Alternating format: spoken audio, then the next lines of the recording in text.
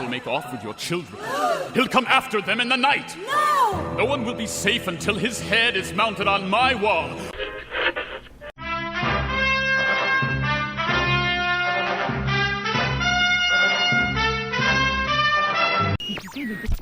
The solution to your problem is quite simple.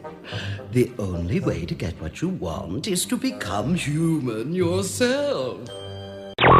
Drive away your worries and cares at this drive-in theater, where you will see the finest motion pictures of all time, soon to be released. Hello, I am C-3PO Human Cyborg Relations. Welcome aboard the Star Speeder 3000. WDW Radio, your information station. Hello, my friend, and welcome to the WDW Radio Show, your Walt Disney World information station. I am your host, Lou Mangello, and this is show number 534, and I'm here once again not only to help you have the best vacation experience when you come to the parks, but I also want to bring you a little bit of that Disney magic wherever you are, not just with the podcast, but with my videos, live broadcasts on Facebook every Wednesday night, books, audio tours, special events, and more. You can find everything over at WDWRadio.com.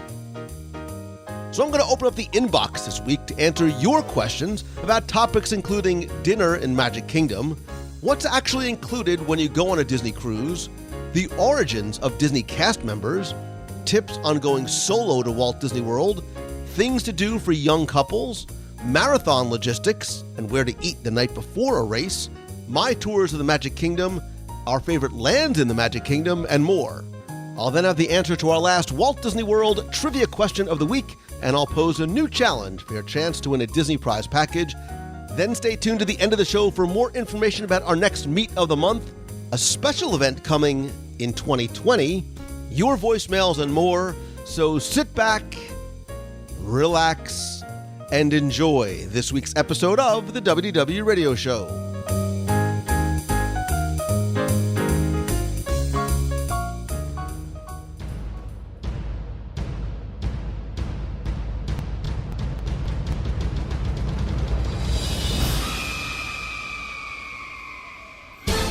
Since I started podcasting back in 2005, actually that's not true, with the original trivia book back in 2003, my goal with everything that I've ever done has always been really sort of twofold. It's to make you happy, it's to create content and create a podcast that makes you happy about coming to Walt Disney World, and also be helpful as well, and that's why I choose many of the topics that I do, although many of them also revolve around food, which makes me happy, which hopefully in turn makes you happy as well. But I think one of the best ways to do that is by not only talking about the things that I think will do that, but by answering your specific individual questions, which I'm sure will be appropriate, relevant, and hopefully helpful to other people as well. And one other person that when you think of her, the words happy and helpful come to mind is with me again today here. We're in a bar, obviously, because it's Becky, but it's not open yet. We're just counting down the time. She is, of course, Becky Mankin from MEI and Mouse Fan Travel. You know what's great about this, doing it in person with you, is I can see you roll your eyes when you do that, which, of course, makes me exceedingly happy as well. And yes, when did the bar opens at 5, I think. So to No, I look, it's 11:30, so you got about 45 minutes. We're good. To get through all of these questions you've piled up over so much time, because we haven't done this in so long, we might be here till 5. Well, we do have a lot of questions. We'll get to as many as we possibly can today. And if not, and if you have asked a question, I promise it is in the queue and we will get to it. And if you do have a question that you want me to answer, just email me, Lou@WDW Radio. But Lauren C., appropriately enough, in her subject line says, dinner in Magic Kingdom. Lauren, you had me at dinner. She said, hey, Lou, my family and I are arriving in Walt Disney World in May, 7 adults. 1 7-year-old. It'll be my husband's first time visiting. We had originally planned to eat at Artist Point the night of our arrival, but realized we wouldn't have much time in Magic Kingdom. We're not arriving till around 5 p.m., although now Artist Point is going to be a dinner time storybook character meal, so you might want to rethink that. Anyway, so we scheduled dinner at Liberty Tree Tavern, also good, eat as much as you want, but could also get a late reservation at 8:20. Would you say eating there is a great idea, or that taking advantage of a quick service restaurant would be better? There are no extra magic hours that night, and quite frankly, in the past, we haven't eaten at many quick service. So our question is, which foods are to die for if we decide to do a quick service instead? Love the podcast, especially your episodes with Becky and or little Timmy Foster. Keep spreading the magic. So there's basically two questions here. Would you say, eating at Liberty Tree Tavern is a great idea, one, and if not, where else or what foods are to die for if she was to... Now, I know you don't know... I know, Becky, you don't normally do quick service, except when I force you to do so, but when's the last time you've eaten at Liberty Tree? Oh my gosh, it's probably been about 3 years. 1777? Oh, wow. Try 3 years, but all I can think about is mashed potatoes. She ate at a Liberty Tree Tavern when it really was like 1776. Wow. All right, you're getting this off to a good start. I can see how this is going to end up. But yeah, I love the Liberty Tree Tavern. But if you don't have that much time in Magic Kingdom, I would say don't spend it at a table. I would suggest going to a quick service, especially now, because there are some great choices at the quick service. It's not just chicken nuggets and burgers. There are a lot of other options, which I just learned that the tacos are fantastic at Pecos Bill's because, yes, you drug me in there earlier this week. So, and I want to go back now because they were fantastic. But there are a lot of great options between Cosmic Rays, which, does have the burgers and fries, and the chicken salad, the chicken sandwich, the grilled chicken sandwich was amazing. There's a lot more healthy options now at a lot of the quick services, which is great to see because I think you and I could both probably benefit from that. Lots of salads. I do like... Of course, before you killed off the pot roast mac and cheese at the Friar's Nook, do they still have the loaded tater tots? They've got 3 different types of mac and cheese now, and I believe some sort of fried Twinkie-like thing. Okay, that doesn't sound all that healthy, but it sure sounds good. I'm actually still stuck on the fact that I have this mental image of you, like in 1775, like in your little bonnet and dress, have your people call my people, and we'll meet at the private room at the public house. Public spelled with a K. Sorry, go ahead. I have no idea how to follow up, so I'm just going to keep going. So a lot of people are turned off by quick service because of standing in a line, having to find a table, having to go through all that. But one of the things that we did this weekend, which was amazing, is we found our table. We walked into Cosmic Rays, sat down, found our table, and then mobile ordered from the table without even standing in line. And then walked over to the window to pick it up when it said it was ready. There was no standing, no waiting, no crowds. We had a table. It was a comfortable experience, and it was fast. So that would allow us to get out and enjoy more at the Magic Kingdom. So between all of the choices in the Magic Kingdom for quick service, I would definitely try to target one that has that mobile ordering option as well. So my simple answer is I ate at Liberty Tree with some friends. Bloomers. Isn't it bloomers for the guys? Was that what it was? No, it was for I the like the stretchy white pants that the guys can wear. I ate there, and I hadn't been. It's been a long, long time since I've been there, and I really enjoyed it. And I believe that I had like pot roast and then some chicken from one of my friends' plates. So Liberty Tree Tavern is actually a wonderful meal. I love the stories and the details inside there as well, like all the different rooms. There's the Betsy Ross room and the Benjamin Franklin room. That being said, sometimes, and also depending on how long you're going to be there, dare I say, table service there's a time commitment that you have with it. So sometimes in Magic Kingdom, I prefer to eat quick service because also I like the quicks, although I really do like Plaza Inn. The sandwiches there are phenomenal. That being said, my top 3 places, very quickly, quick service to eat in Magic Kingdom would be at Tortuga Tavern, which is open only occasionally. They have a very, very limited menu. They had a Chipotle short rib sandwich with a slaw on top, which was phenomenal. It was delicious. When it's open, that's really good. I'm still a Pecos Bill kind of guy. That's my go-to there. I love Pecos Bills not just for the menu, but the details. If you go back to episode 3, not 30, 123, 355, episode 3. Wow. That I believe is when I did sort of the first DSI, Disney Scene investigation of the story and the details of Pecos Bill. But I also do like it, and the Fixins Bar. And on show 454, we did a live review of Columbia Harbor House, which I still really, really like, especially if you sit upstairs in the seating area with the overpass with the view of Fantasyland on one side and Magic Kingdom on the other. So in terms of the individual foods, we all mentioned a couple of different ones. The one thing about the quick service that you always have to be aware of, too, depending on when you're listening to this, is that the menus do change from time to time. So sometimes it's tough to fall in love with something that may or may not be there when you get back. Like pot roast mac and cheese. Pot roast. So I will not do a video of the... well, I might do a video of the Chipotle short rib sandwich, which may not be there forever, but it was delicious. And I do like the options at Columbia Harbor House at Wells, especially for those who like fish, because there's a lot of fish dishes there at this point in time. And I know you like Sleepy Hollow, too, which I'm not a huge fan myself, but I know that is something that you like. Warm, fresh waffles with either fruit, so it's healthy, and hazelnut spread. It's Nutella. Hazelnut spread and fruit is phenomenal. It was actually one of the foods that I recommended. I did a thing for People magazine not too long ago, and that was one of the very first things I put on the list. But I also like the spicy chicken waffle sandwich too. The ham one is probably third, not a distant third, but it's third on the list of 3. So, but I would love to know from you, the listener. We might as well get to it now.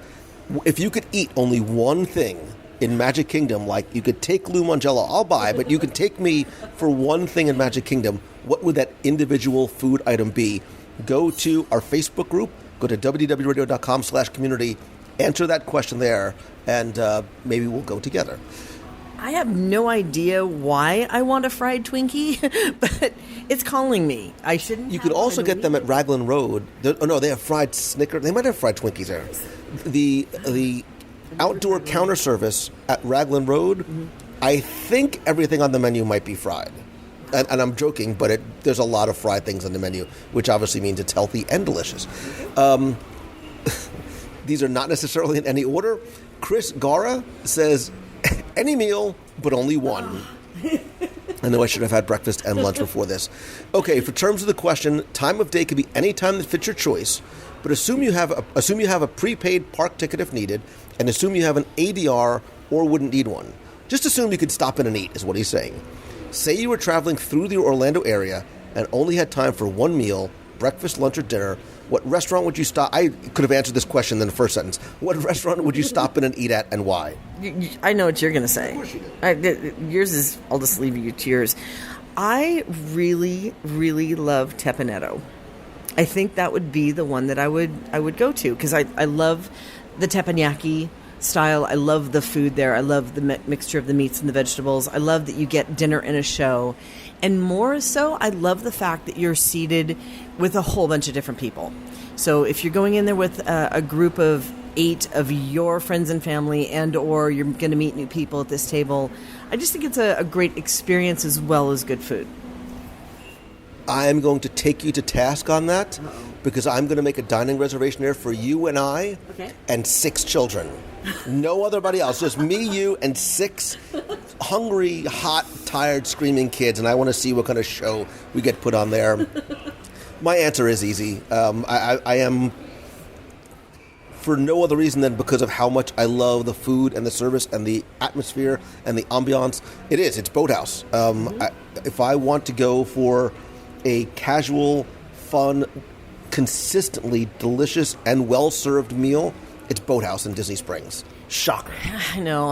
I wasn't going to just come out and say, of course you're going to say Boathouse, but of course you're going to say Boathouse.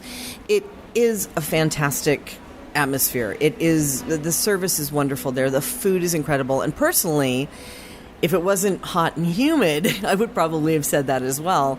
But it's lovely inside. I love those sitting outdoors on the patio or out on the dock, especially closer to the bar, obviously, but around all of the boats, all of the antique boats. I think that the atmosphere is fantastic. The decor is gorgeous. You feel like you're in the middle of a story that's being told with food and with service and with the atmosphere. But I'm okay with fish. I'm not a big fish eater, but I know that there's more. It's a Gibson Steakhouse. I will put, and just wait till there's something I tasted that's coming to the menu soon. By the time I listen to this, will it be out? I don't know.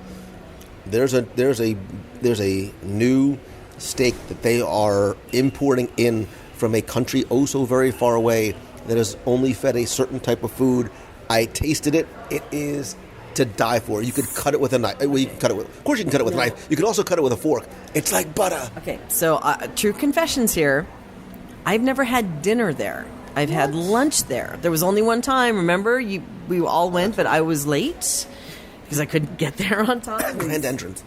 Someone wouldn't come pick me up on the way. Because I was eating. Exactly.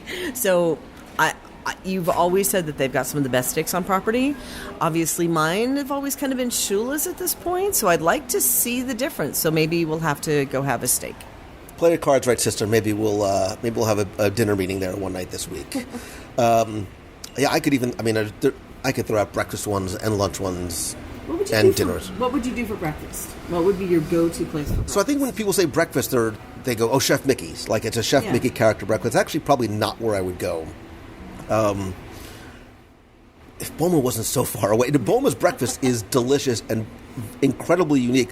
I will also put the Tusker House buffet breakfast in Animal Kingdom because, one, it's air conditioned, don't worry. You can get in early, and they have a really nice variety of food, and you're already in the park. I'm trying to think where else. Gosh, where else would I go for breakfast? I'm laughing because I'm saying this, but it's not something that's very well known. But Boathouse actually has breakfast and brunch on the weekends. Homecoming for brunch. Homecoming Saturday and Sunday brunch is to die for. Okay, it is so good. Things on the menu on chicken, brunch? Chicken, eggs, chicken. There was this like hush puppy thing with eggs on it. I don't remember exactly what it was. It's phenomenal. And the maple bacon donuts that they have are, and you know I'm not normally a sweet guy. Yeah. They're brains falling out of my head. They're so good. Do they have mimosas?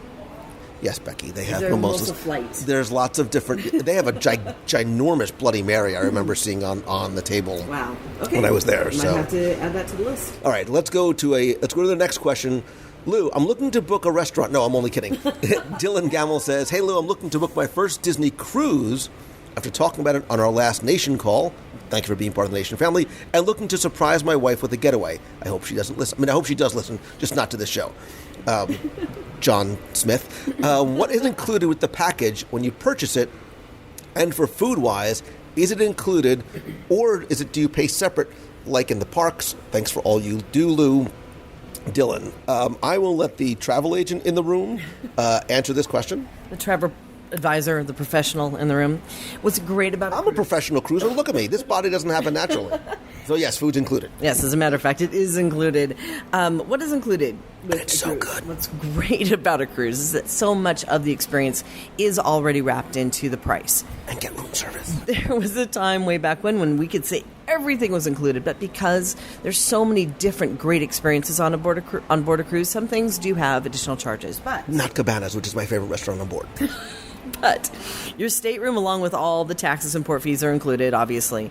But your breakfast, lunch, and dinner in the 3 main restaurants that you rotate through are definitely included. So you don't have to spend additional money on any meals if you don't want to. However, if you do want to have a more premium dining experience, they do have Palo on board, which is amazing Italian restaurant for adults only. Do brunch. And they have a brunch on sea days, which I think that some people really prefer brunch over dinner. Yahtzee. That's a great debate question right there. And then on the larger ships, on the 2 largest ships, the Fantasy and the Dream also has Remy on board, which is one of the best meals I've ever had in my entire life, and it was with you. And I know. I think it was the wine flight talking, but anyway. Thanks. Oh man, the wine. To this day, that was the first wine pairing and probably the last one, only because it was incredibly awesome, but very difficult to find my stateroom afterwards. Remember, there was like glasses left everywhere, but it's a great value. That's why. It is an additional cost, but to get all the things you do in that meal. So you can spend a little more if you want to, or you don't have to. On board, they also include soft drinks that are served with meals, and at the ship's beverage station where they have soft drinks, coffee, milk, juice.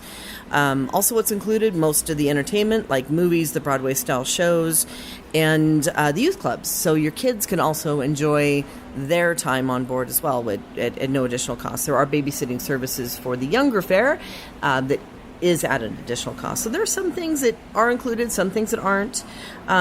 Shore excursions are additional.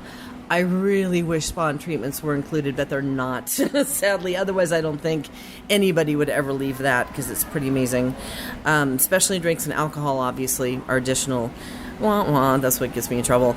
The Wi-Fi on board, that's additional as well. Souvenirs, photos. And then they do have these amazing, speaking from the adult side of things, the classes like the wine tasting and spin classes for exercise. And they have... For what? Spin classes for exercise. You sound like Charlie Brown's teacher right there. Move on. Well, if you're going to eat all those desserts, you got to feel at least good. No, that's what I need to feel good. You eat 2,000 calories, you burn 200, you're good to go, right? That's how that works. But with a cruise, so many people, if they're on a budget, they'll go on board, they spend the money to get on board, they can eat because it's included.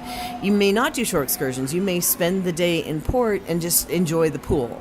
So it really is up to you how much you want to spend once you're on board. I keep saying I want to do this one time. It's also very difficult when I have a family. But you, theoretically, and because now your gratuities are now included, you don't have to sort of put those in the envelopes themselves. They're not included. Well, I mean, they're included, like you don't have to actually... Yeah, they're automatically added to your account when you board. In theory, you could walk on board that ship and not spend $1, not pay an extra $1 and walk off board. Like, no souvenirs, no cocktails, no spa treatments, no excursions, and still have an absolutely amazing time. Like, you don't need those things. I mean, nobody actually ever, and you can't, obviously it's impossible to do that because there's so much stuff that you want to do and buy, but I think that's the beauty of it, is that if you have a very, very strict budget that you have to or want to stick to, you could say, okay, we're only going to spend $50, $100 on board for souvenirs. You can sort of limit yourself, but still not miss out on all the things that the ships have to offer. Absolutely. And for some people who have a difficult time passing up the Bippity Boppity Boutique or spending a lot of money in the gift shop, you can also not put your credit card down for your expenses. Excuse me. You can put cash down. And then that limits you to the amount you can spend, because if you put cash onto your account, they'll only allow you to charge up to that amount. So that's a good way to budget too, if you're trying to keep it down to zero. So maybe that's what we do as an experiment sometime. You will fail miserably. I wasn't looking at me. I was looking at you.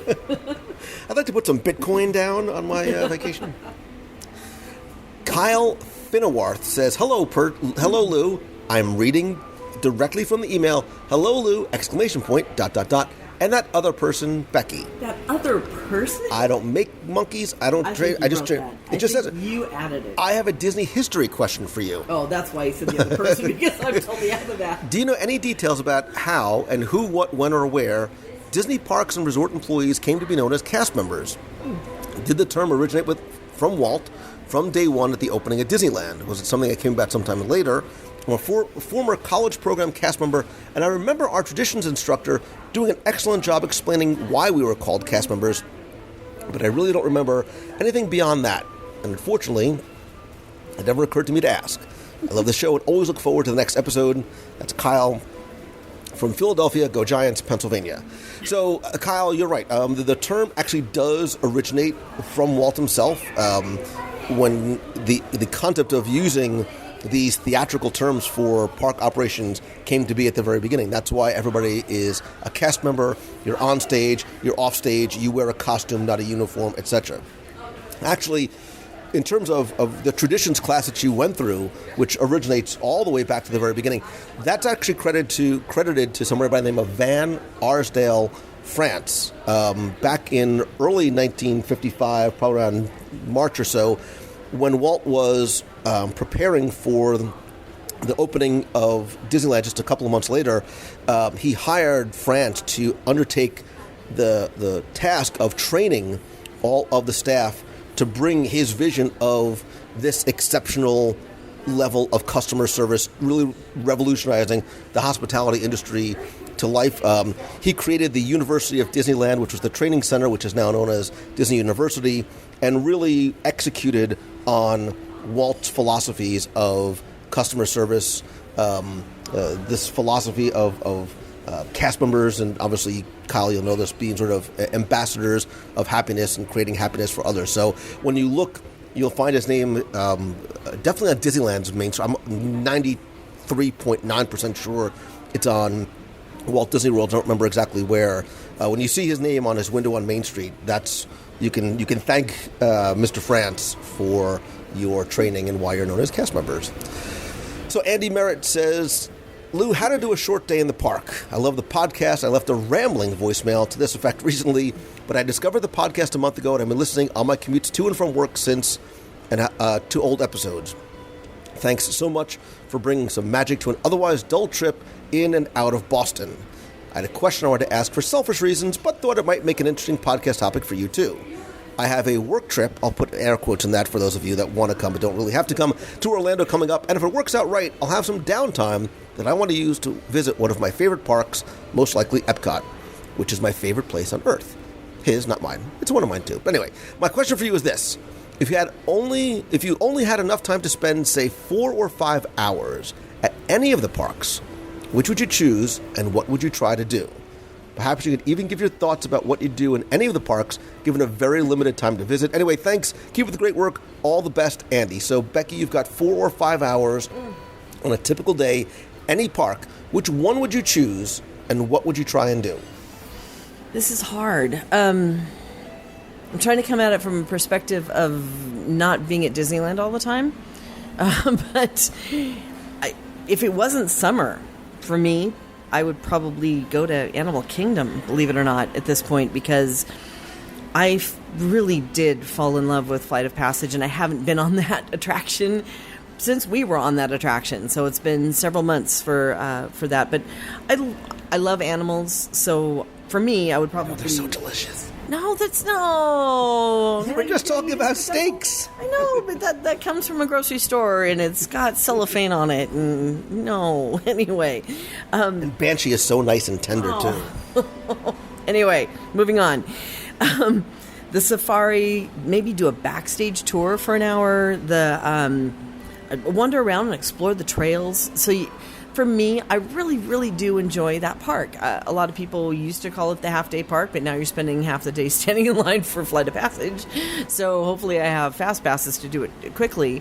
But between the attractions that you don't find in California, it's not Magic Kingdom, it's not the Disneyland park. It's a different beast, literally. And I think I would enjoy that. Epcot might be second to that. And it'll probably end up being Hollywood Studios next year. Yeah, well, for 4 or 5 hours is how long you're going to wait to get into Galaxy's Edge for about the next 20 years. Or probably waiting just to park your car for 4 or 5 hours. So, Andy, I'm going to give you the recovering attorney answer on this because it really does depend. How often do you get down here? Is this a once-a-year trip? Is this once every 5 years? And what you're looking to get out of it? Because I can, and actually will, argue for each of the parks. Yeah. So for me, if I still lived in Jersey and I only had 4 or 5 hours at any one of the parks, I would probably go to Magic Kingdom. There still is something special about that to me. I would hit the classic attractions. I would ride the mansion. I'd ride the TTA. I would hit many, if not all, of the aforementioned quick service locations. But to that point, I could also go to Epcot, and I could spend 4 or 5 hours just wandering around World Showcase, maybe riding Spaceship Earth. It's less about what I get to ride as opposed to what I get to see. So I could also make that same argument for Animal Kingdom. Oh, it's so far away. If I have 5 hours in the parks and I want to ride one thing, the thing I would want to ride would be Flight of Passage. Depending on when you get there, you may be spending 1 to 2 hours at least waiting online for that. But I could spend, if I wanted to ride Navi River Journey, Flight of Passage, and eat at Satuli Canteen and only spend my time in that one land, that's still a pretty good day. Like that's not a bad day right there. I think you could even do it at Hollywood Studios. I just spent an inordinate amount of time this past weekend for the WDW Radio e-ticket event weekend at Disney's Hollywood Studios. For those of you who did the quest, thank you, and I'm sorry for for making you explore 350 questions over 5 hours. But the point of that quest is that there is a lot to see and a lot to do, not riding attractions, but just sort of wandering around, taking it in, eating, people watching. Okay, another thing too, and you're right, from the very beginning, it's from the individual's perspective of what you've seen. If you haven't been here for a few years, if you have been here constantly, if you've been in Disneyland before. But another thing you can do too, and I know it costs a little bit more money, but the VIP tour guide services also has built-in tours that are 4 or 5 hours that hit a lot of the A attractions. So if you really wanted to hit attractions in different parks, that's also a possibility too, because you pick one of their tours that it's either a big group tour where you're one of 10 or 12 guests that go all together on specifically selected attractions and locations, or of course, if money is no object, you could always get a VIP guide that you direct and tell him or her where you want to go for your 4 or 5 hours, which I've done all 4 parks in 6 hours. So you didn't say when you're coming, Andy, but depending on the time of year, the other thing to keep in mind too is Epcot especially, there's almost always a festival going on. Festival of the Arts, Flower and Garden, Food and Wine. You can design your own little culinary tour around any of those festivals, which is a nice way to spend 4 or 5 hours. So again, if you, listener, have a thought about how you would spend only one day, 4 or 5 hours in the parks, where would you spend it and how would you spend it? And again, you can either call the voicemail 407-900-9391, 407-900-9391. Leave the voicemail there or put it in the Facebook group. All right, Steve Thomas says, I'm looking to take a photo trip. I haven't been to Walt Disney World in over 10 years. Gasp. We used to go every year, but since relocating out west, we haven't been. To my great surprise, my wife has told me she has a work conference in Orlando this summer, so I'm going with and plan to spend a few days solo in the park. Oh, yeah.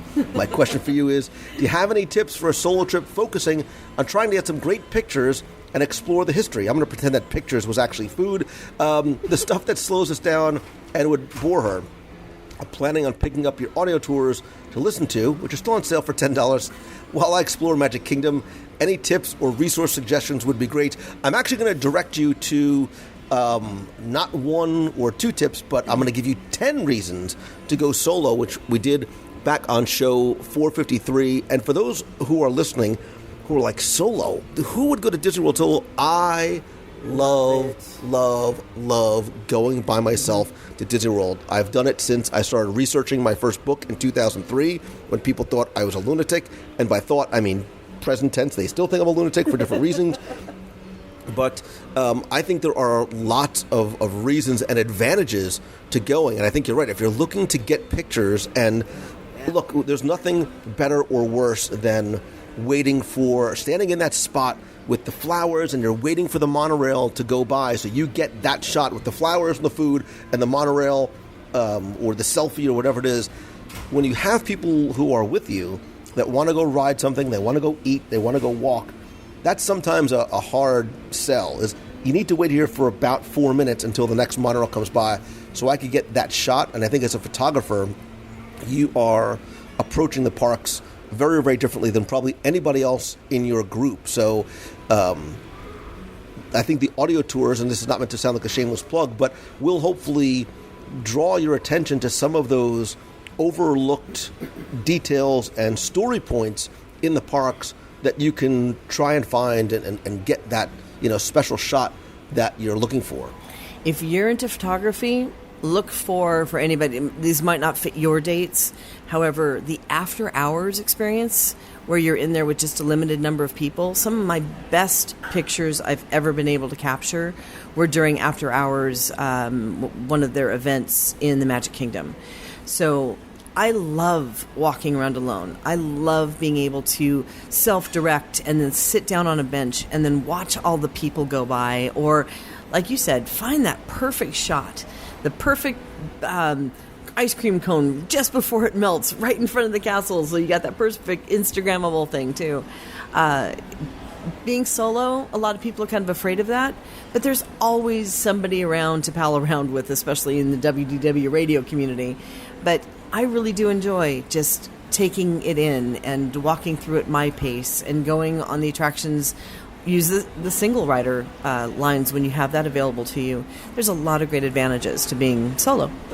And again, you mentioned the audio tours, which is the only reason why I bring it up, is that you can use those audio tours in advance of your trip. You can also use them on your trip. You can also use them while you are in Magic Kingdom. You can put your earbuds on and listen, because I really sort of do guide you through as if I was standing next to you through Magic Kingdom. So it's like having a private tour.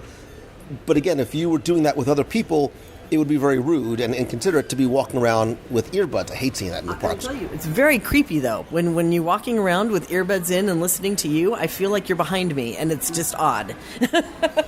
You're the best marketer for the audio tours in the world. It's really creepy having Lou in your ears, but it is. And Steven, that's the point of them, is to make you feel like we're walking around together and to point out those history and detail points that you might not have picked up otherwise. And I think it's a really nice way to sort of spend the day in the park. And that'll keep you, trust me, it'll keep you busy all day long. There's 7 tour. Yeah, that's about 8 hours, 9 hours worth of stuff in there. You have a lot of great detail for sure, and things that you point out that other people just walk on past, which is really cool. Disclaimer, not all of it is current because the park is dynamic and changes all the time. Anyway, do a new one. Slow down. Slow down. There's lots of works in progress. Nina has a question about a couple's trip. It says, "Hey Lou, et al. I'm a Disney enthusiast just like you. I'm from Northern Ireland." Now I'm reading this with a weird Irish accent in my head, but I'm not going to do it out loud because it's going to be awful. "But I've been traveling to Florida with my family since I was born. I still have park photos with Honest John and Pinocchio. Wow. Even the Cinderella mice. The last time I went, I was 21, but now I'm planning to go back for my ... 30th birthday. Not with my family, but with a boyfriend. As a parent of a young daughter, I'm having palpitations. We're on a budget, so we'll probably stay in a Disney hotel. I know you may we won't stay in a Disney hotel. I know you may disapprove, but I'd rather save some money for great food and experience. Obviously, you'll be spending, you'll have 2 separate rooms, of course. So do you have any affordable, romantic, fun, unique things you could recommend for the newly 30? Listen, 30 is the new 30. I already have Morimoto Asia, Win, and Rex. Look at you. Nice. Options from you. P.S. I speak for every Disney kid when I say, you are living our dream. Smiley heart face. Thank you so much, Nina. So you are looking for some affordable, fun, even romantic and unique things for the newly 30. I'm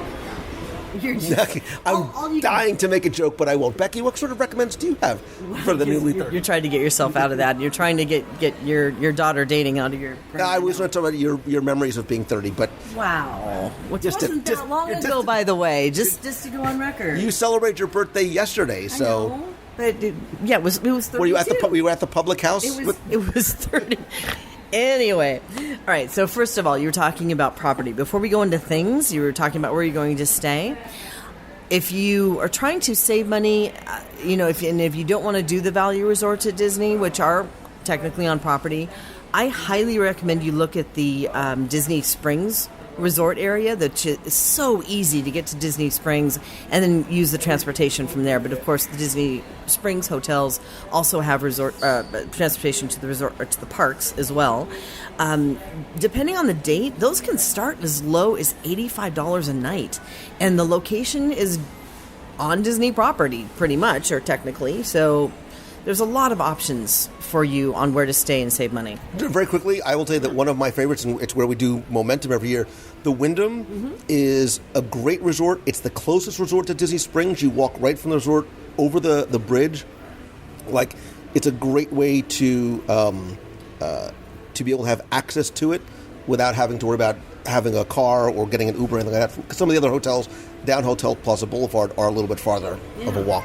So there's a lot of options there to save some money. We totally get that, because sometimes all the hotel is a place to hang out, sleep, take a shower, get dressed, and you're going to be pretty much in the parks or out doing things all day. So a few things that are kind of romantic and fun for the newly 30, because obviously it was just 2 years ago for me.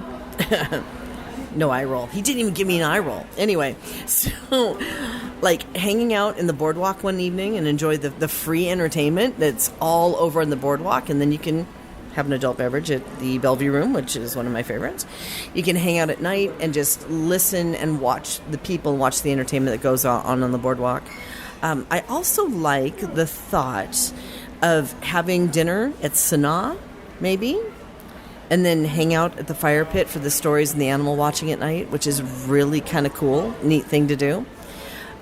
Kind of enjoyed, especially the night vision goggles and watching all the animals, and there's the storyteller, and it's really kind of neat, kind of romantic. Maybe one of my favorite things at night especially is going and walking around Epcot, have a Grand Marnier slushie in France by the fountain. That's kind of romantic, and it's an adult beverage, so it makes me happy. And just because we did this does not make it romantic, FYI, take out a sea racer. It's a really inexpensive, fun thing to do, and riding around in a little sea racer out on the water, it's a great way to spend a day, especially if you have lots of sunscreen. So there's a ton of things that I can think of. Again, answering your question in terms of romantic and fun, I thought about things like carriage rides, again, at either the Port Orleans resorts or at Fort Wilderness. I'm instead, Nina, going to give you not one, not two, not three.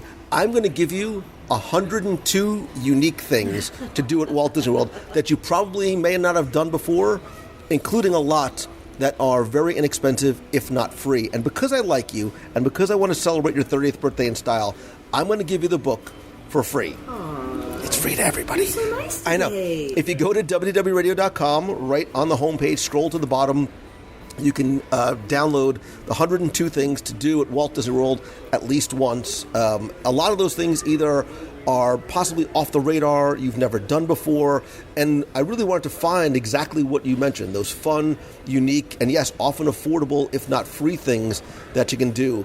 I think that you are doing the right, you're approaching it correctly in terms of where you're staying. I love Morimoto Asia. In Rick's, in terms of places to eat. Becky, 100% right about spending an evening on the boardwalk. Go to Jelly Rolls. I still dig me some Atlantic dance hall. Like, that's my jam. But there are a lot of those places. Resort hop. I mean, just go visit some of the resorts. Go to some of the different lounges. If you want to just have a birthday drink, cocktail or non-alcoholic, be responsible. Rick's does have the birthday cake martini. So that is like the perfect way to celebrate. But one thing I do want to go back and mention that I didn't on the Disney Springs area, they have rolled out a lot of the on-property benefits to the Disney Springs hotels as well. So you can still take advantage of getting fast passes 60 days in advance and take advantage of the extra magic hours too. And all of them have shuttles. So I forgot to mention that, and I wanted to make sure. Yeah, when I lived in New Jersey and came down here, I almost exclusively stayed at the Disney Springs resorts because of the benefits, because of the cost. Again, it was a bed and a shower, so I wasn't really in there very often. And now the location with Disney Springs, all of a sudden, what sometimes used to be an overflow place for people is now sort of one of the hot places to go to. And some of the resorts there have recently been refurbished and are beautiful inside. I love the Bee. The Bee was something that was really impressive when we went through there. It's a little bit farther away than the Wyndham, but not very far. It's the whole entire string is like a Las Vegas block. And there's also, a lot of those resorts also have restaurants. The Wyndham actually has a character meal in the morning. What? There's a character meal. It's called the Sunshine Breakfast Cavalcade. I'm making up the other words. But it's like a Sunshine Breakfast, I think, with Goofy and a couple of others. There's a Benihana at the Hilton, so if you're looking for the Edos... Benihana. Oh, yeah. And they have really good sushi there, too. The Bee has a very good restaurant. So maybe I need to do a top 10 Disney Springs Resort dining experiences show. I have to. Can I be a special I'm thinking about that. All right, so Quentin Day. Oh, gosh, we got to keep moving. Quentin Day says, hello, Lou and Becky. My name is Quentin. I'm a former college program participant, premier passport holder, and recent addict of the podcast. I started listening in April, and I'm on episode 353. April, May, June. Wow, that's a lot of Lou in a short amount of time. I figured it was about time to write in and ask the pros, or us, for some help on my next 2 trips. In February, my mother and I will be down in Walt Disney World for 9 days. 9 times. What movie? 9 times. You have no idea. Anyway, I don't. To participate in the Princess How Are We Friends, in the Princess Half Marathon, my first marathon event. Congratulations. The hardest part is registering, because you're taking that commitment, and sometimes it's hard to register. Anyway, I have a question about the event. What's the best way to get to Epcot from our resort? We're going to be staying at All-Star Music, booked through MEI and Mouse Fan Travel, and we will have a rental car. Will Disney provide shuttle service to the starting line, or would I be better off just driving there myself? But wait, there's more, he says. I'm also going to Disneyland, yay, for the first time next July to experience both the parks and D23. OMG, you're in for a great time. My questions here are, there's 3. For a first-timer, what Disneyland resort would you recommend? Or would you recommend staying at a good neighbor resort? Number 2, when should I begin making my dining reservations? Now, because much like Lou, I'm all about the food. But this one's for Becky. Since it's my first time coming out west, would you recommend that I check out the other park while I'm there? Don't worry, Lou, I'll be spending 6 days at Disneyland. All right, first things first. Princess Marathon weekend, does Disney provide shuttle service to the starting line, or are you better off just driving there myself? Yes, they do. There are buses to Epcot. Will you be starting from, although I think you can sometimes make arguments either way for buses versus driving yourself. You look like you have something important to say. Well, You don't take buses, I know that. No, I'm just thinking about our experiences and watching the buses come in. Obviously, with the running team has a lot more information about this back and forth, but for me, I probably would say, because the parking scenario, the traffic gets insane. If you can catch one of those very first buses when they first start running, that's probably going to be your best bet. So you don't have to go find your car after the race. You can just get on the shuttle and go back. But in the morning, a lot of people tend to wait until a half hour before. They get on one of the bus shuttles or in their own car, and then they end up in that huge line of people and pretty much late to the start line because they're waiting in just this huge line of traffic. So my recommendation would be use the shuttles, but try to get on the very first couple that go out in the morning before the race. Yeah, without a doubt. Look, you're getting up at OMG o'clock anyway. Get up 15, 20 minutes, a half hour early, because the last thing you want to do, and we've seen this year after year, is see people getting off a bus that's either a late bus, got stuck in traffic, something happened, and they're running from the bus to the starting line, which, is a bit of a walk. I mean, you're going to put in 2 miles just getting from the parking lot to Epcot to the starting line. Get there early. Look, I'm a Benjamin Franklin guy. I'd rather get there, an hour early rather than 3 minutes late, especially that morning. Go, stretch, eat, nap, whatever you need to do. But I agree.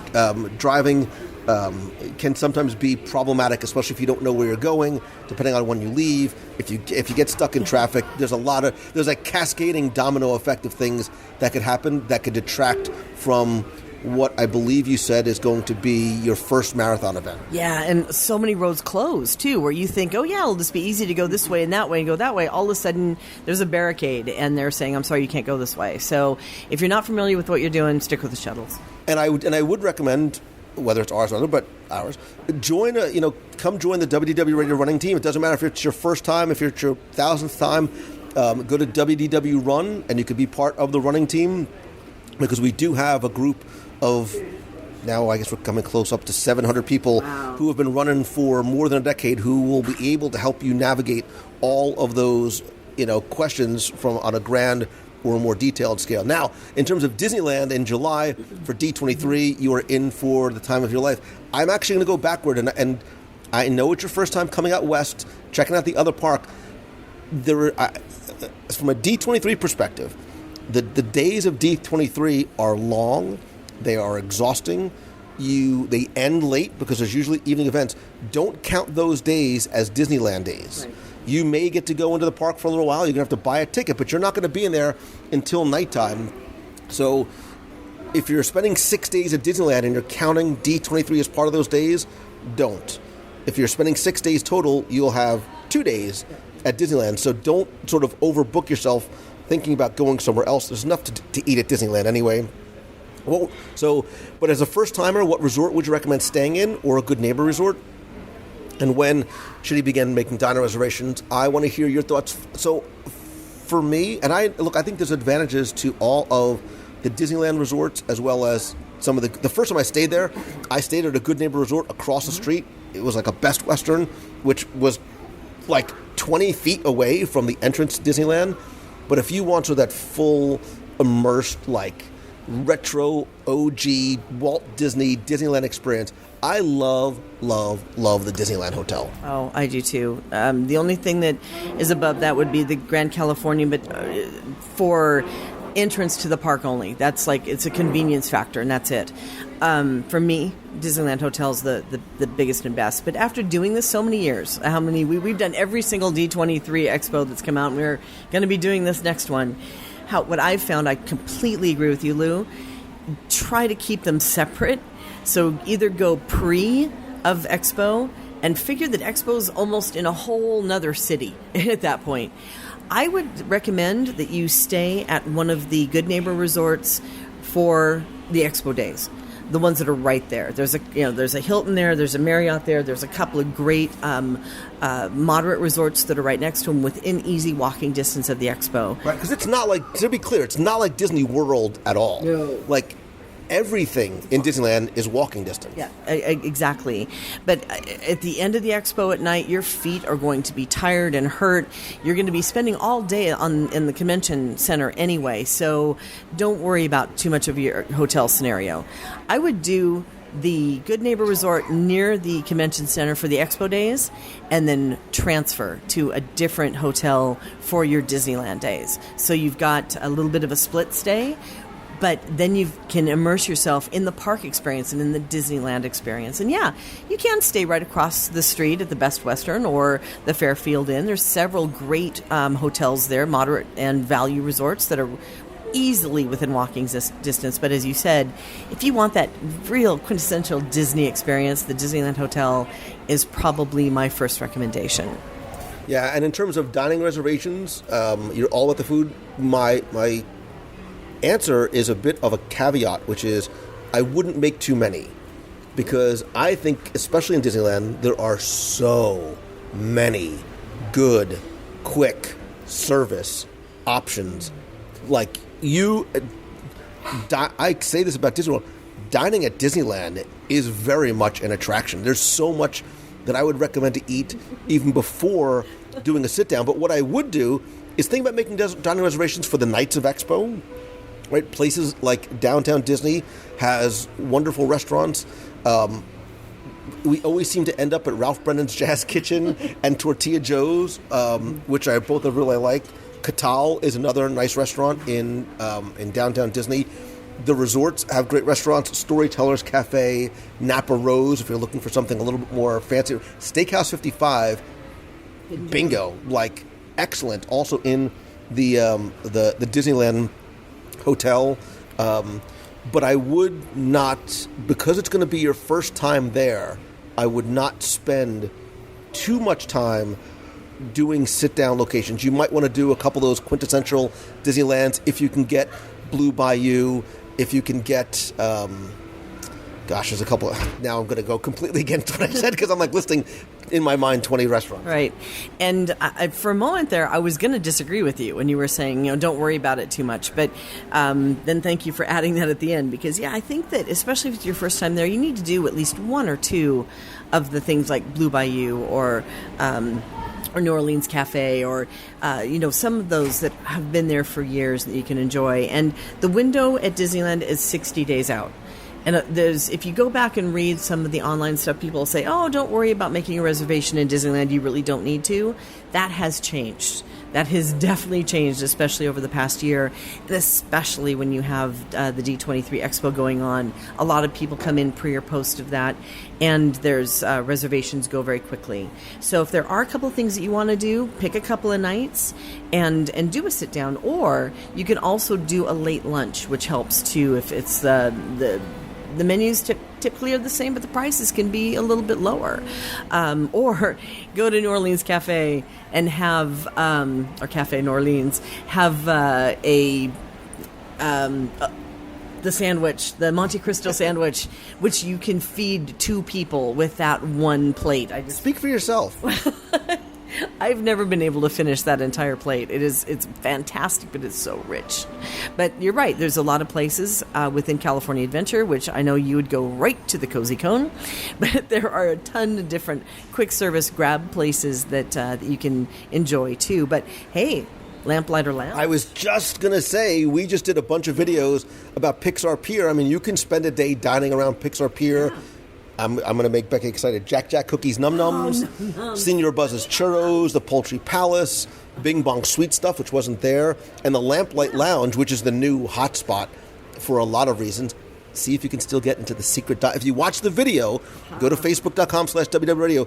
Look for a video at the secret dining location at Lamplight Lounge and how you can have access to it. And arguably the best view of Pixar Pier that you can't get anywhere else. There's lots of ways to dine around, and I say that not half jokingly. I think food very much is an attraction at the parks, and I think Disneyland does a phenomenal job. If you don't go to Bengal Barbecue, you're doing it wrong. And that's just changed now, too. They've expanded that into a big seating area, which is great.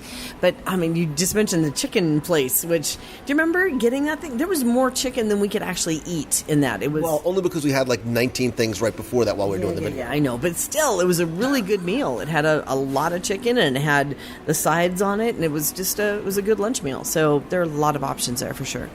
I swear I did not lay these questions out deliberately, but Hap has a question. It says, "Hey Lou, I'm trying to choose a buffet for our large party of 9 to eat after the marathon." This is good. I'm hungry. A large party of 9 to eat after the marathon in January. Can you give me some of your favorites? And are there any at Disney Springs? Thanks, Hap. So, very quick. I know Becky's not a buffet person. You prefer to have your food. Well, you prefer to have your food brought to you than you actually get up to go get it. Wow. However, I love buffets because I like the options of having like 20 different things on my plate. And then after that first round of sort of testing the waters, I can go back and hit my favorites 5, 6, 7 more times in a row. I'm just saying. Well, the buffets in China are a whole separate animal. So some of my favorites, and I'll go through very quickly because this. How have I not done a top 10 buffets in Walt Disney World? This is going to be an Hap. You've just inspired me to do the most delicious top 10 coming up soon. Although Tim's not an eater, I might need help on this one. So some of my favorite buffets. I'm sitting right here. I know, but I said buffet. I said buffet. I did do a buffet. Well, you just did the Becky voice. Oh, I think I'm going to give you the hidden treasure. I think Trails End is one of the best buffets on property. Absolutely. It's one of the best values on property, most unique food. You got to work to get there. You got to get to Fort Wilderness, but you can. I think going to Trails End is a wonderful way to spend an evening. You can go to Trails End, then go to Crockett's Tavern. Becky, I'll speak your language. Have a cocktail before or after. If you go during, I know you're going in January, so it'll be nice and cool there. But if you go during the Halloween or Christmas time and the resort and the campsites are decorated are phenomenal, I think that Boma has arguably the best breakfast buffet and arguably the best dinner buffet anywhere on property. Yeah. I mentioned before about Tusker House. Hollywood and Vine, if you want a buffet in the studios. I still love Crystal Palace for breakfast. You said buffet for after the marathon, so I'm assuming it's a breakfast / lunch. Right next door, Cape May Cafe, one of my favorites.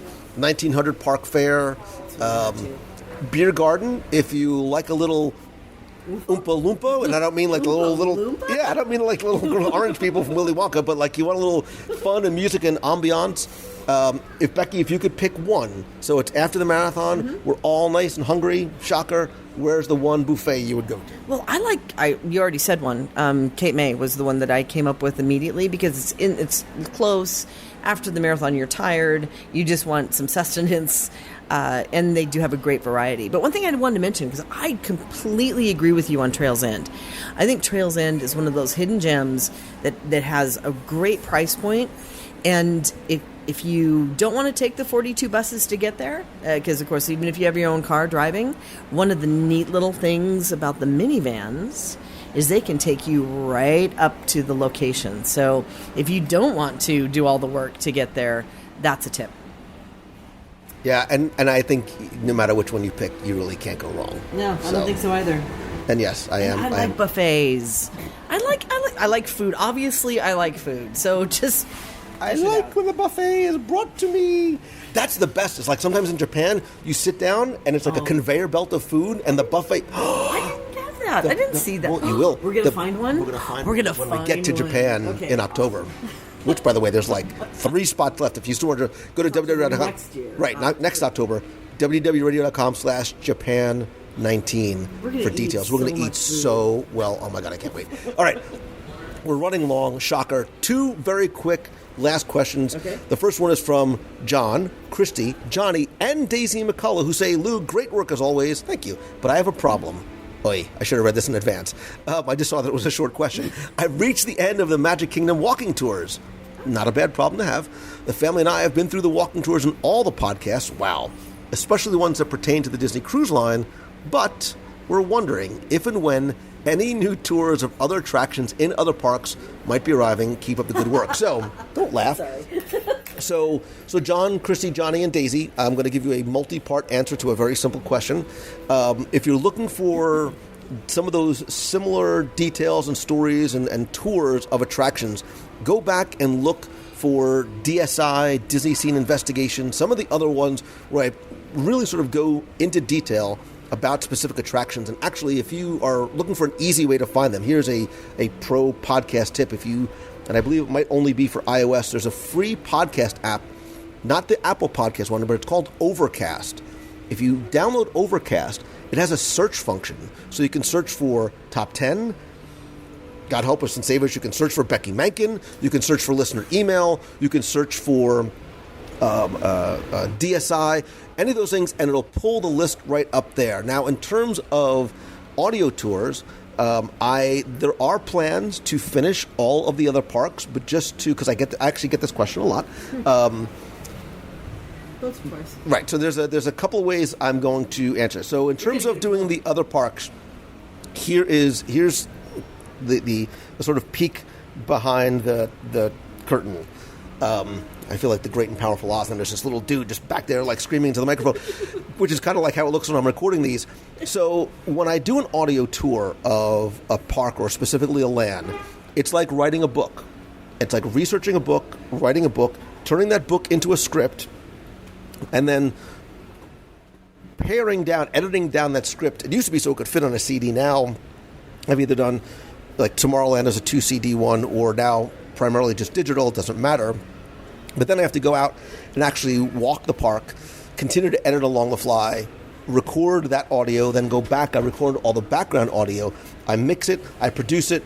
I get it out. So let's just say, for argument's sake, just to round out, let's say it takes me a year to do an audio tour.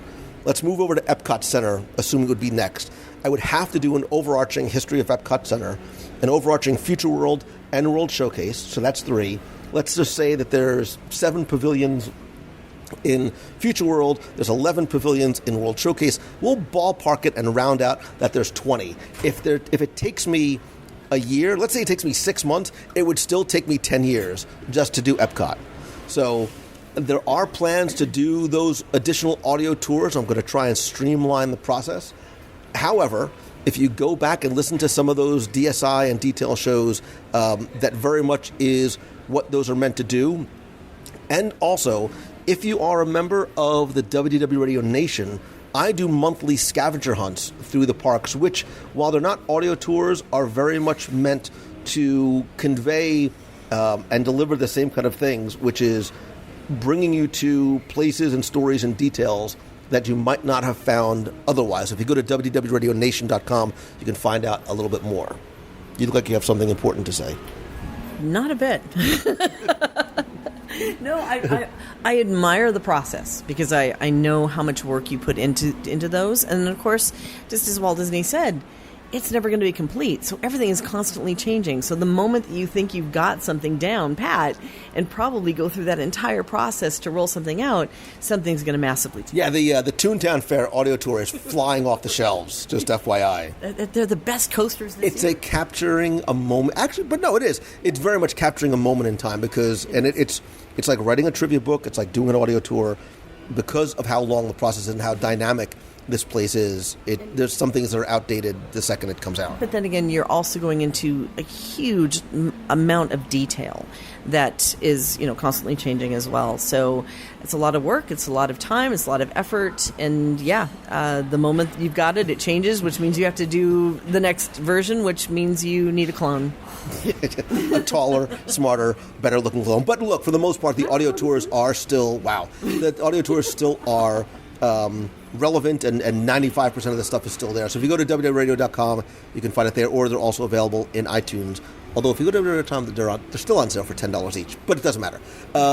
Last question, and it comes from where I grew up.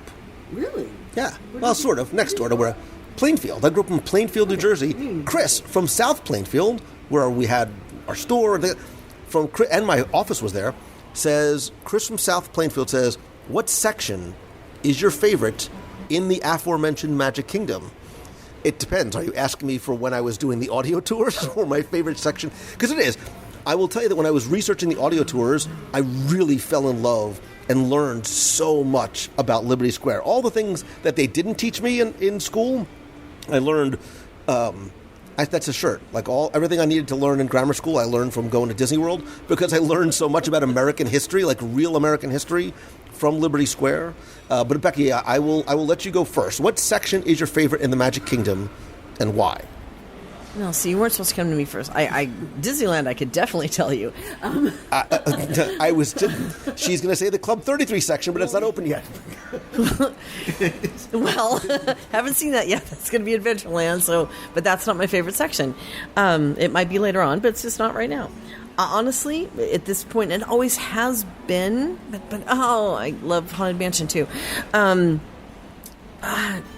Tomorrowland. I think Tomorrowland. Because they've been changing that one up over and over again, and I love the TTA. I love Buzz Lightyear. For some reason, when I go to the Magic Kingdom, I'm always riding or doing the attractions in Tomorrowland for some reason. Then running over and trying to do Pirates and running over and trying to do Haunted Mansion. But I love the people watching there. I think there's a lot of places that are conducive for that. The TTA, again, for the 29th time, I really love that.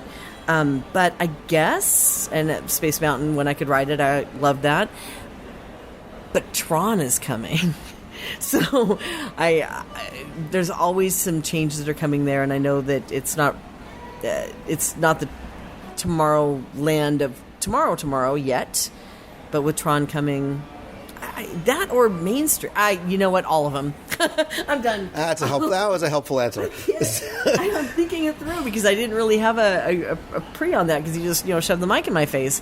There's just so many great things about the Magic Kingdom. So I think it's when you say what is your favorite, I answer this question from a non-attraction perspective. Okay.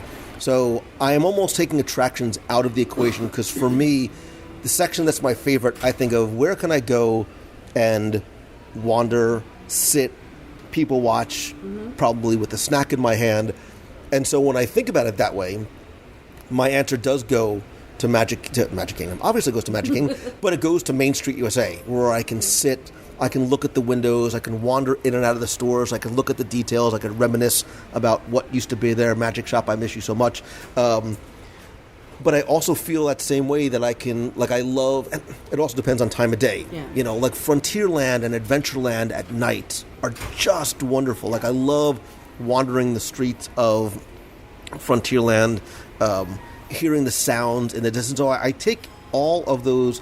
I answer this from a multi-sensory perspective. I think it's not about just what I see, but it's what I hear, I know, Becky, normally you hear children, and that's a detractor for you, but there's always going to be... Notice I didn't say Fantasyland. Oh, no, I noticed. I knew that was very much not on your list, but it would, for me, it would most likely be... See, it's hard. I do. I love the sound of Adventureland. I love Frontier. I love some of these lands at night. So it's the perspective. And I'm probably, you know what? I'm going to say Main Street, but a very, very close second is going to be Frontier Adventureland. Ooh, Frontier, slash Adventureland. No, I combine them into one. The Magic Kingdom slash all the lands that are within the Magic Kingdom. It's hard. That was a good way of kind of slicing and dicing it a little bit, of taking the attractions out of it. If it was just atmosphere and wandering around and looking at detail, Adventureland does maybe come into that a little bit, just because you have the sights and sounds. But spending as much time at Disneyland as I do, when you're not supposed to compare the two, but there's some sounds that I miss in the Magic Kingdom here that I hear there. So, like when I'm standing in Adventureland, I don't hear the gunshots that go off from Jungle Cruise in the background at Disneyland. So those are the things that I'm always listening for. Or the train whistle. I love that on Main Street. So a great argument can be made for almost any land. Yeah, and I think that's what it is. I can sit on Main Street, watch the parade go by. The Streetmosphere characters, Hildegard Olivia Harding, I love and miss you so very much.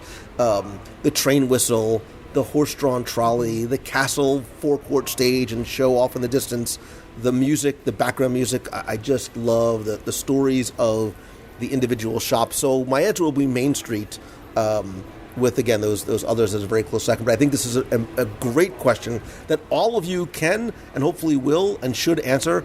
What section in Magic Kingdom is your favorite? I want you to go to the WDW Radio group. So on Facebook, the group is known as the Box People, because way back when I used to broadcast and used to carry my laptop around, they said, the people wondered who I was talking to, like a weirdo, which they still do. And I say, there's all these people that are like in this box that I'm talking to, so you're the Box People. But if you go to www.radio.com/community, that will take you to the Box People group on Facebook. You should join the group there. Turn on notifications, because you never know when I might be going live, sort of special things that I do just for the community. But I'm going to post this question there after the show goes live. What section is your favorite in Magic Kingdom and why? And then when you're done doing that, you're going to be so excited that you want to come and visit and eat. Call me. I'll meet you. You should go to mousefantravel.com. And Becky and her team of agents will help answer any of your questions, including some of the new changes with ticket pricing and packages and stuff that are coming up. We'll talk about that on the live show this week. But Becky, as always, these questions are better because I get to answer them with you. Oh, thank you so much, with the big eye roll once again going on in the background. Nobody can see that. I want to mention, though, thank you for the plug for Mouse Fan Travel. But I also want to make sure that everyone is well aware our services are free. It costs you nothing to use us. So we're there. Our expertise is there to help you and guide you, especially with all these new changes.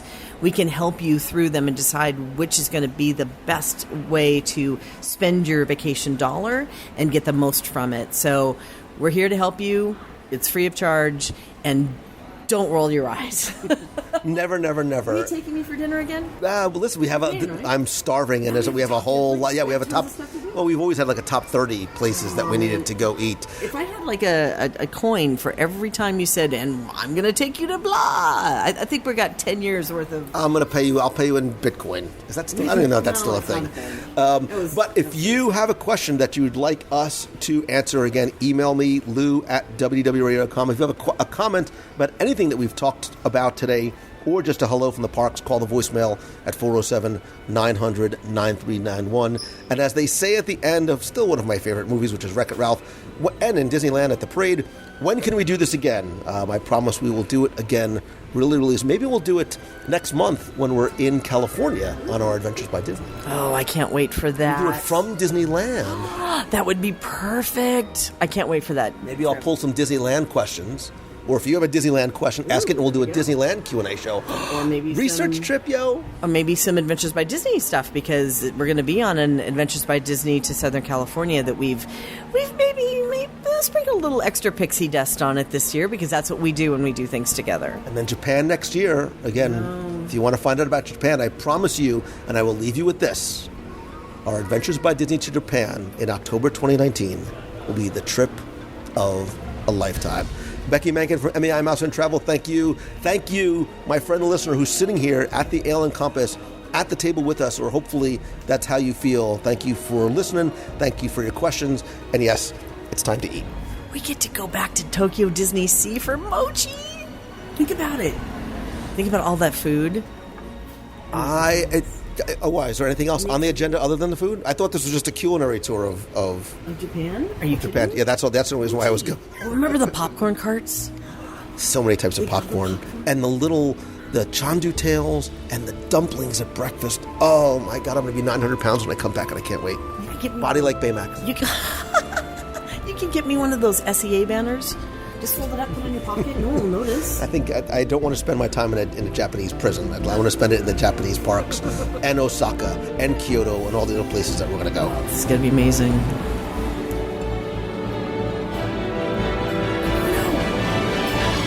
Now I want to go to Tepanetto.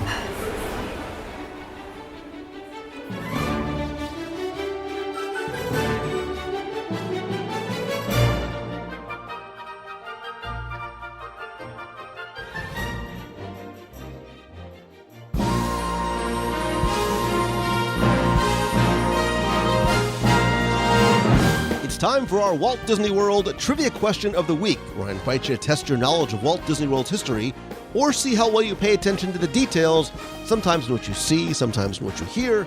And if you think you know the answer, you can enter via our online form for a chance to win a Disney prize package. Before we get to this week's question, we're going to go back, review last week's, and select our winner. So last week I took you to one of my favorite lands, and arguably one of my all-time top 5, maybe even top 3 favorite attractions in Walt Disney World. It's the simple yet wonderful Tomorrowland Transit Authority. And I asked you to finish this sentence. If your future includes shopping, then you'll want to visit blank. Thanks to the hundreds of you who answered this correctly or got creative. For those of you who answered it correctly, you do know that it was Mickey's Star Traders. I took all of the correct and possibly a few incorrect but very creative answers and randomly selected one. And again, last week you were playing for my 102 Ways to Save Money 4-and-out Walt Disney World book, all 7 of my audio walking tours of the Magic Kingdom, a vinyl sticker for your car or your laptop, a pop socket, and I'm going to throw in, just because, I'm going to throw in a mystery prize as well. And last week's winner, randomly selected, is Lane Aguirre. So Lane, congratulations. Thank you very much for entering. You used the online form, so I do have your shipping address. I will get your prize package out to you right away. If you played last week and didn't win, that's okay, because here's your next chance to enter in this week's Walt Disney World Trivia Challenge. So I think that in the Disney parks, as well as extending to the Disney Cruise Line, immersion in story extends beyond the attractions themselves into the queue, the exterior, even the gift shop. And that's where this question, and normally your attraction will end up taking you, is to a gift shop, because I want to know, what is the name of the merchandise shop in Pandora? It's pretty simple. I love the theming. I love the story in there, as well as the incredible details. You have until Sunday, October 7th, to go to WDWRadio.com, click on the podcast link in this week's episode. Use the online form there. Again, I'm going to play for all the books, the audio tours, a vinyl sticker, a pop socket, and I'm going to throw in a mystery prize. No, you know what? I won't even make it a mystery. I will also include a WDW Radio t-shirt, so make sure you indicate your shirt size when you fill out the entry form. But don't worry, because if you don't win this way, don't forget that there's another chance for you to win. And if you're not a big trivia or detail-oriented person when you go to the parks, I've created another way for you to play and win. All you need to do is come and watch the live show every Wednesday night, because I'm going to include a very different, a very unique, and sometimes a little special prize package that I give away. Again, tune in every Wednesday night at 7:30 p.m. Eastern by watching at facebook.com/WDW Radio. It's easy, it's fun, you can play then, you can enter now. So good luck and have fun.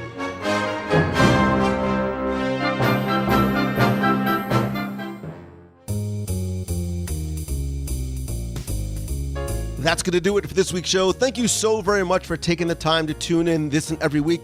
I also want to say huge thanks to some of the new and longtime members of the WDW Radio Nation family, including David Brookover, Linda Lammers, Juanita Martin, and Barbara Hoffman. I sincerely appreciate you and the love and the support you extend to me and the show. And if you want to find out how you can not only help WDW Radio, but also get exclusive rewards every month, including scavenger hunts, we have a private Facebook group, Magic Band covers, logo gear, backpacks, t-shirts, care packages every month from Walt Disney World, as well as our exclusive live video group calls and early access to special events and more, please visit wdwradio.com/support. And don't forget that a portion of your contribution does go to our Dream Team project to benefit the Make-A-Wish Foundation of America. And speaking of our WDW Radio family, please come be part of the community and conversation. Join our Facebook group over at wdwradio.com/boxpeople. Also, be sure and turn on notifications. This way you get notified and can be part of the conversation and the show whenever I go live on Wednesday nights, as well as other times from the Disney parks. And just as I've done since day one and show one, WDW Radio is not just for you, but I want it to be something that's by and with you as well. So I want to hear from you. If you have a question you want me to answer on the show, you can email me, lou@wdwradio.com. You can call the voicemail with a question or a comment or just a hello from the parks at 407-900-9391. And again, you can connect with not just me, but the other members of the WDW Radio family by joining our group on Facebook. The easiest way to get there is go to wdwradio.com/community. I'm also at Lou Mongello on Twitter, Instagram, and Pinterest. I love to have and continue conversations there. Of course, I still believe that nothing beats a handshake and a hug. That's why I love to do Meet of the Month and events in the parks, on the road, on Disney Cruise Line. Our next Meet of the Month will most likely be the weekend of October 26th. Now, that is also the weekend of the Swan and Dolphin Food and Wine Classic. If you are a food and wine or beer or cocktail person, it is one of my favorite events of the entire year. It's small. There's great live entertainment. Go to swanandolphinfoodandwineclassic.com or just use the Google and you can find it there. I will be going on Saturday night, so I'm going to try and do the Meet of the Month either on Friday or Saturday, or maybe Sunday. Not really sure yet, but it will be the weekend of October 26th. To find out about that Meet of the Month and other events, go to wdwradio.com/community. Again, you'll find all of the events there. And speaking of special events and things that we can do together as a community, definitely stay tuned, not just to the live show this Wednesday night, but turn on notifications because you never know. I might do another special live broadcast this week to announce something that we're planning for February 2020. It's something you will not want to miss, will likely go fast, and of course involves good food, good friends, and I've said too much already. Stay tuned. I also do other meetups as I travel and speak on the road. You can find those there. And speaking of speaking, if I can speak to you or your business, your school, your conference, your event, whether live or in person or even virtually, please go to loumongello.com. And I'd also love to be able to help you turn. Look, you've given me the gift of allowing me to turn what I love into what I do. I want to return that favor and try and help you turn your passion into your profession. So whether you are just starting out, you have an idea, a service, a blog, whatever it might be, you can work with me either one-on-one or small group coaching. Again, visit loumongello.com. Also, stay tuned for information about our next retreat in 2019, as well as opportunity and events going forward. Thanks as always to Becky Mankin, not just for joining me on the show, but for her support and friendship and partnership with Mouse Fan Travel. Again, it's who I recommend because it's who I use and who I trust to book my family's vacations, and that's why I love and recommend them the way that I do. Visit them over at mousefantravel.com, and then go to Celebrations Press to subscribe and order back issues of Celebrations Magazine. And as always, my friend, and you are my friend. I don't just say that, I mean that. And if we have met in person, hopefully you know that to be true. All I ask is that if you like the show, and I hope that you do, please let others know about it. Spread the word. Tweet out that you're listening, share a link to this, or better yet, pick one of your favorite episodes Share it with a friend over on Facebook. Tag them in a post if you see something you like on Facebook. And if you can, take 30 seconds. That's all it takes to rate and review the show in iTunes. It's super helpful. We have more than 1,500 5-star reviews because and thanks to you. I want to thank some recent reviewers like G. Kess, who says, whether you're planning a trip to any Disney park or you want to learn more about Disney history or just looking for an hour-ish of fun, listening to someone who lives life with joy and kindness in his heart, wow, thank you, then just sit back, relax, and enjoy Lou Mongello's WDW Radio podcast. More than a decade in, wow, I can't believe it's been that long, Lou's podcast continues to be one of the most shining examples of how this intimate medium can make it feel like you're just having a conversation with a friend, even while it's being broadcast to thousands around the world. Lou's an eloquent speaker, thank you, and his podcasts are produced fabulously, thank you again. It's a joy to listen in the car, at night, or whenever. I need the soothing balm of someone speaking well about something that they love. Wow, GCast, thank you so much. Cookled JD, Cook L, I don't know, says, I enjoyed so much. The past couple episodes about moving to Disney World are just two of the many I've listened to way too many times, more than I want to admit to. The first step is admitting you have a problem. Thank you so much for even more wonderful hours of enjoyment. Love them all, but my favorite always seem to be the trips, especially with Becky. And when you get groups of your friends and family together to chat, whatever. That's exactly how I want you to feel, like you and me. We're all family. We're all friends sitting around talking about Disney, and you are part of that conversation, and normally the meal as well. Habalbo from Canada says, you can see I don't read these ahead of time, a little long on the tooth, but your passion comes through. Thank you. Beard36 says, zippity doodah, Lou Mongello's created the best podcast regarding everything Disney. With great topics and guests, you'll not only learn and get great tips, but will, for the few minutes of the podcast, escape to your happy place. That is exactly how I want you to feel, Beard36.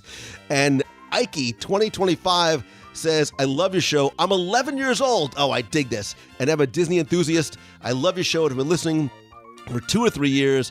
P.S. This is Isaac. We met at the Polynesian. Oh, Isaac, I know exactly who you are. You probably spelled that wrong. You said, no, you didn't. You spelled it perfectly. I remember meeting you and your family at the Polynesian. And this is I love this because I love the fact that somebody at your age and your parents can listen with the confidence and comfort knowing that it's something that's appropriate for not just you to get to listen together as a family, but trust to listen you on your own as well.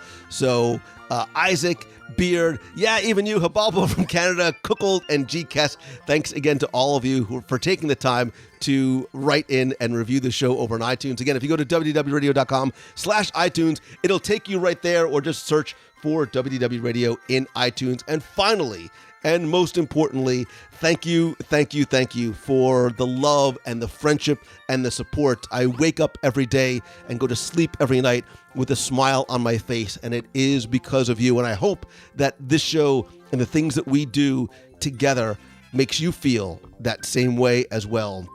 I hope that this is your best week ever. I hope you go out and just do good things, and you leave this world and the people in it and around you even better than you found them before. And hopefully that's what this show does for you, is it makes you a little bit happier than you were even before you listened. So thank you again. I hope this is that you do have an amazing day, an amazing week. And so until next time, thanks again. See ya. Hey Lou, it's Christine from Flowertown, PA, and I'm on my way to work, and I just listened to episode 238 with Cal David, who is Sunny Eclipse. I have to tell you, I have seen Sunny, but I have not actually sat and listened to his whole gig, so I think I'm going to have to do that. I definitely sense a solo research trip to Disney World, because boy, do I have a list of things that I need to investigate. Also, I wanted to give a shout out to remember DJ Ricky Technoid Reed. Sorry to see him go. You know, I'd never really got to meet him, but we did converse on Facebook, and I feel privileged to have at least encountered him. He seemed like a really, really awesome guy, and he's going to be missed. And there's something to be said for all the people who are remembering him with such fondness who never actually got to meet him. So that really is a testimony to him and how great he was. Also, I'm kind of wondering what happened to, I think it was Jen Trimley from Bristol, Connecticut, who used to call in every week. I'm wondering where she is. If you're still listening, Jen, start calling in again. I enjoy listening to what you have to say, and I kind of miss hearing you on the recent shows. So if you're out there, start calling in again, and I hope you all have a wonderful week. If nobody has gone and seen Sunny Eclipse, I suggest you go see him at Starlight Lounge. Pretty awesome. And keep doing what you're doing. Have a wonderful week, everybody. Make somebody smile. And I'll see you all in the box. Bye-bye. Hey, Lou, this is Jeff Richardson in Brookhaven, Mississippi. I wanted to talk to you about a couple of shows. Your most recent show about moving down to Florida, Part 2. My favorite part of that show is hearing from your kids and your family. I just love listening to your family, especially when you guys go and review a restaurant. I think that needs to be much more of a regular show. You could call it Munching with the Mongellos or something like that, because I love to hear your kids and what they think about the food at the different restaurants.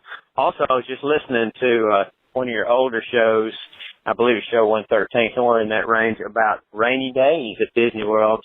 And just wanted to say, I think your idea of what to do on a rainy day is perfect. Go to the parks, because my family and I stayed down there in May of 2009 when a tropical depression collided with a front coming down from the north, and it rained on top of Disney World every day for about 5 days. But we just got out there, had a good time. We came in at night, dried our shoes off in front of a fan, and went back at it the next day, and came back 2 years later because we love Disney World. So we appreciate all you do with your show, but hey, please get your family on there more often. Just love to hear all of them talk. You great wife and kids. Thanks, Lou.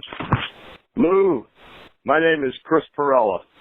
I was introduced to your radio station by my niece, Christine Morrison. I just got to tell you, I'm in Walt Disney World right now, and I am at the Port Orleans Riverside. She told me to check out Hee Haw Bob. Let me tell you something. That's the best show I've seen in I don't know how many years. Well worth it, and having a great time. Thank you for the info, and everybody else out there, enjoy Walt Disney World like I am. Come on down. Thanks, Lou. Bye.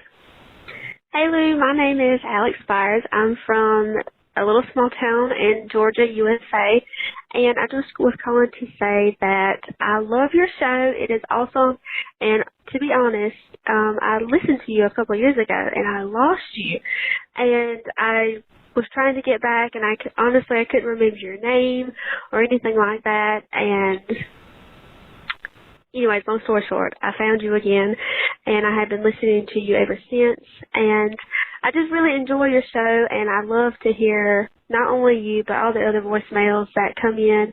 It just makes my heart soar. I love Disney so much. I've been fortunate to go since I was 3, and I just love it, and it's so awesome that people actually that listen to you, you know. Hello, Lou Mangello. It's Darlene Nagy from West Seneca, New York, calling in with the countdown, and it is exactly 7 days until my trip until Florida and Disney World. Yay! So excited. You guys are having a blast at the events that are going on, like the Disney Quest that you put on today. I've seen a lot of pictures, and it looked like a lot of fun. So with saying that, your next event, and that is going to be in 14 days from Momentum, and then I have 128 days until my next Walt Disney World trip, and then you have 386 days until the Adventure by Disney Japan trip. That, again, is going to be so much fun for you guys. So I can't wait to see everybody when we get down to Florida. So if you see me in the parks, please say hello. And love you all and have a magical day.